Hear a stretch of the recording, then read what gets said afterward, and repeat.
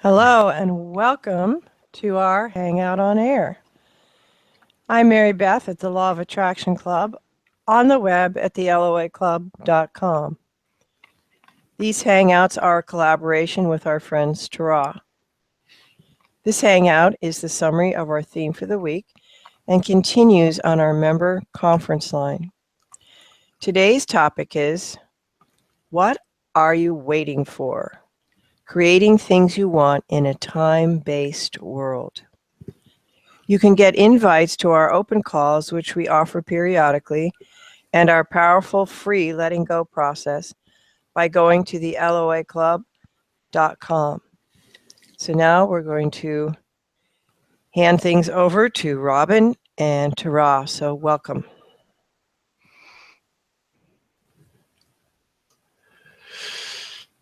Here's a question for you. Are you a patient person?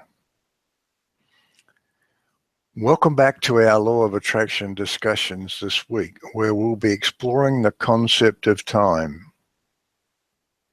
Think about these next questions and watch where your mind goes right now as you think about an answer. What do you perceive time to be? Can you imagine no time, as in being in a timeless world? If you've chosen to believe that the world is out there external to you, that it was here before you were born and it will be here after you're gone, then life becomes a matter of being pragmatic, facing reality and finding the best way to survive or even hopefully thrive within it. If that's how you perceive things, then time is just one of those inevitable facts of life, and our questions have no relevance. But we submit that the questions are highly relevant because, as many of you in this community have come to understand, at your essence, you're not a physical human being at all. You're a timeless consciousness, an extension of the collective consciousness of all that is. And you came into beingness as a result of your desires and choices. By law of attraction, those unique personal choices created this physical you in this personal matching version of a physical world. And yet, even though you get that it's all an inside job, as you've lived day to day within that game of life you've created, you've become mesmerized by its seeming reality. And right along with that, you practice the idea that time is inevitable. Now, that's okay, because really, everything's okay. And in different, equally valid, equally real versions of you, you're making all sorts of parallel but different belief choices.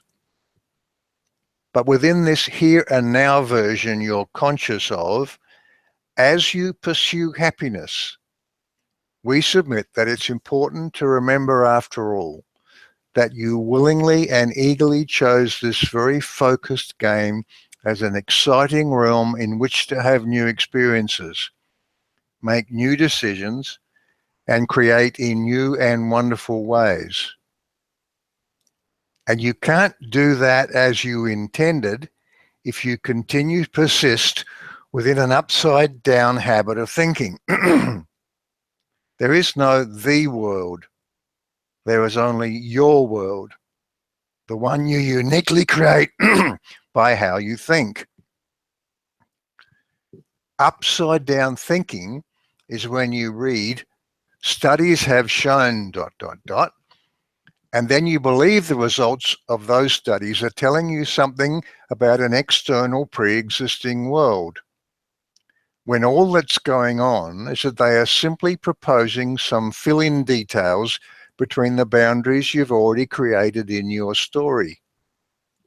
If you don't like the things that studies have shown, then don't believe them, and they simply will not exist in your world.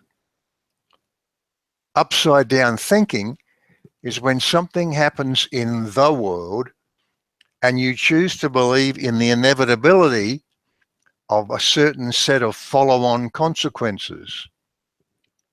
Nothing is inevitable unless you choose to believe that it is, and thereby create that it is.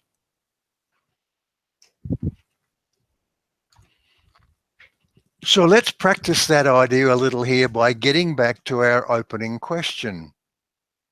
Are you a patient person? If you are, then what you're saying is that I'm prepared to wait, and good things hopefully will eventually show up for me. Are you an impatient person? If you are, you're saying that I know what I want, and why the hell isn't it here already? Either way, you're saying that things are not as they should be right now.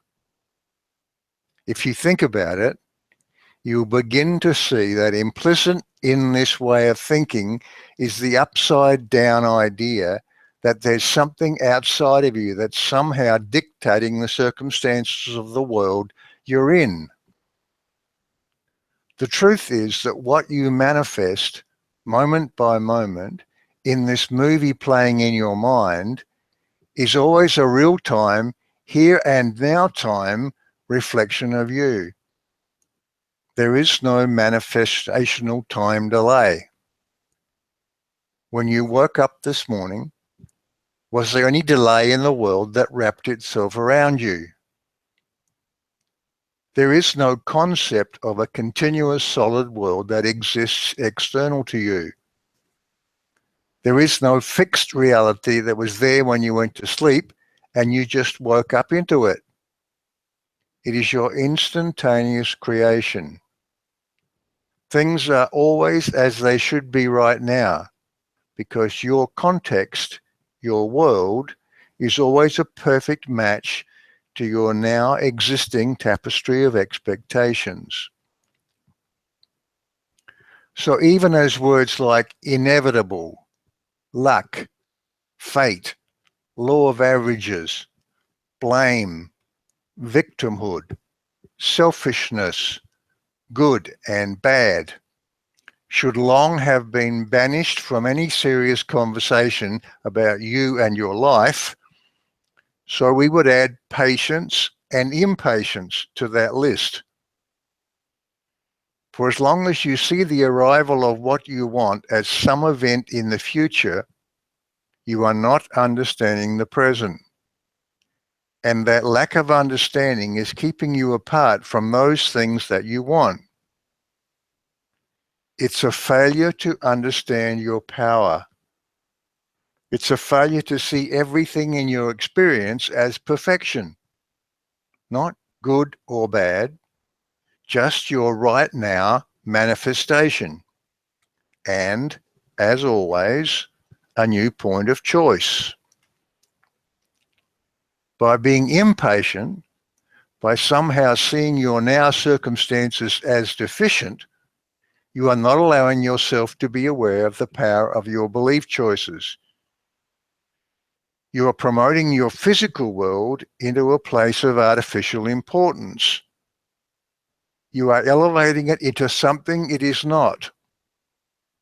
You are treating it as real. And by also seeing it as less than desirable, as somehow lacking in the things that should be there, you are holding yourself apart from the very things that you desire. Let's talk a little about one particular artifact of that physical world of yours, time. You see it perhaps as flowing at constant speed. You can even measure it accurately with your atomic clocks. When you think patiently or impatiently, when you wait for or long for that which has not yet happened, you are reinforcing the idea that time is something it is not. You're thinking that you're a slave to time when time is actually your servant. Time is, after all, just one part of your creation. You will have already had experiences of when time flies and time drags. It is variable.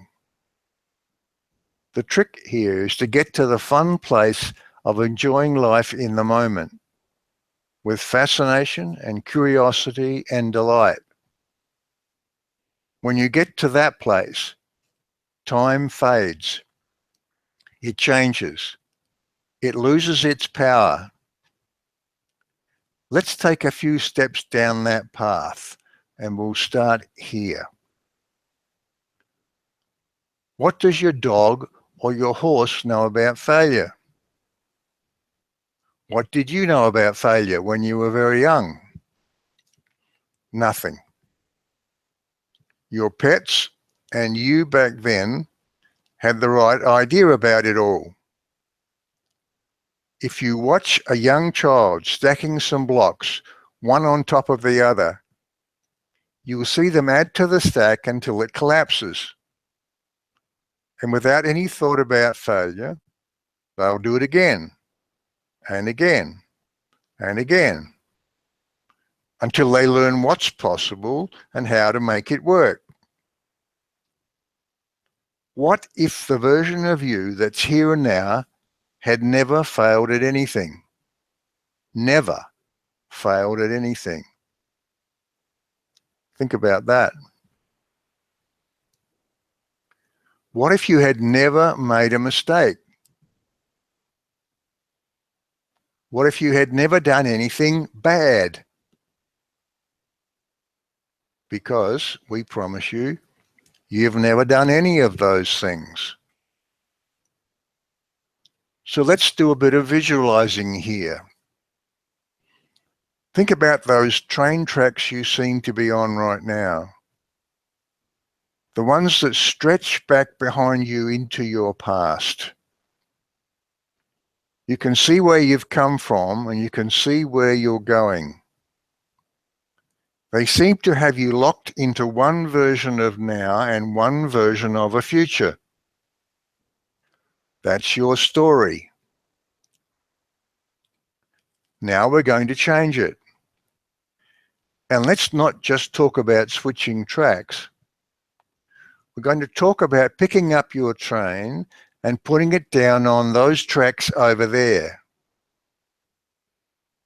Where does that new track come from?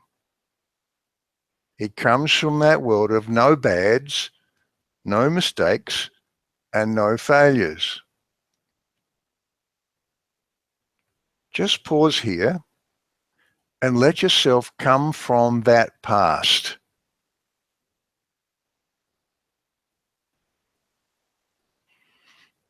Now, where are these tracks going to take you? Can you get a sense of the possibilities that await you here? We want you to shed the trappings of reality. What if you approached every moment with childlike enthusiasm?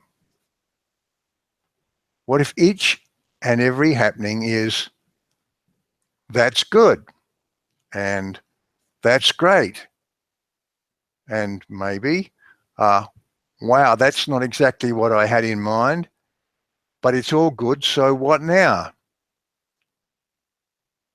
Start to latch onto knowing that reality and all of its components are yours to arrange.